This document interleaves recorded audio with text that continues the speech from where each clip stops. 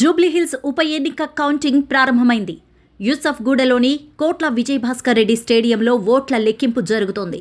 అభ్యర్థులు ఇప్పటికీ కౌంటింగ్ కేంద్రాలకు చేరుకున్నారు. పోస్టల్ బ్యాలెట్ ఓట్లను లెక్కిస్తున్నారు. ముందుగా 109 పోస్టల్ బ్యాలెట్ ఓట్లు నమోదు చేసుకోగా 103 ఓట్లు పోలయ్యాయి.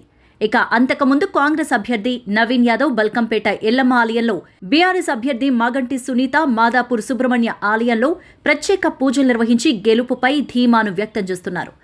జూబ్లీ హిల్స్ ఎక్కేదెవరో మరికొన్ని గంటల్లో తేలబోతోంది. బీఆర్ఎస్ మాజీ ఎమ్మెల్యే మాగంటి గోపీనాథ్ అకాల మరణంతో అనివార్యమైన ఈ ఉప ఎన్నిక ఫలితంపై రాష్ట్ర వ్యాప్తంగా ఆసక్తి నెలకొంది. ఈ ఎన్నికను ప్రధాన పార్టీలు అత్యంత ప్రతిష్టాత్మకంగా తీసుకున్నాయి. మొత్తం 58 మంది అభ్యర్థులు బరిలో ఉన్నప్పటికీ ప్రధాన పోరు మాత్రం అధికార కాంగ్రెస్, బీఆర్ఎస్, బీజేపీ అభ్యర్థుల మధ్య ఉంది.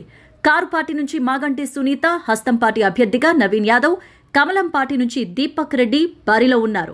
ఇక ఈవీఎంల ఓట్ల లెక్కింపు ప్రారంభం కాగా మొదటి రౌండ్లో కాంగ్రెస్ పార్టీ ఆధిక్యం సాధిస్తోంది. షేక్పేట డివిజన్ ఓట్లను లెక్కించగా కాంగ్రెస్ పార్టీ అభ్యర్థి నవీన్ యాదవ్ ముందంజలో నిలిచారు.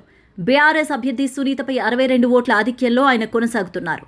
ఇక నవీన్ యాదవ్ 8,926 ఓట్లు, మాగంటి సునీత 8,864 ఓట్లు సాధించినట్టు తెలిపారు. ఇక ఈవీఎం ఓట్ల లెక్కింపు కూడా ప్రారంభమైంది. ఇప్పటికీ 3 రౌండ్లు కొనసాగగా 3వ రౌండ్లోనూ కాంగ్రెస్ పార్టీ హవా కొనసాగుతున్నట్టు తెలిపారు. హస్తం పార్టీ స్పష్టమైన ఆధిక్యంతో ముందుకు దూసుకు వెళుతున్నట్టు కనిపిస్తోంది.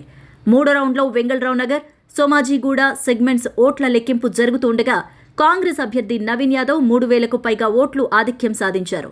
2వ స్థానంలో బీఆర్ఎస్ అభ్యర్థి ఉండగా బీజేపీ దరిదాపుల్లో కూడా లేకుండా పోయింది.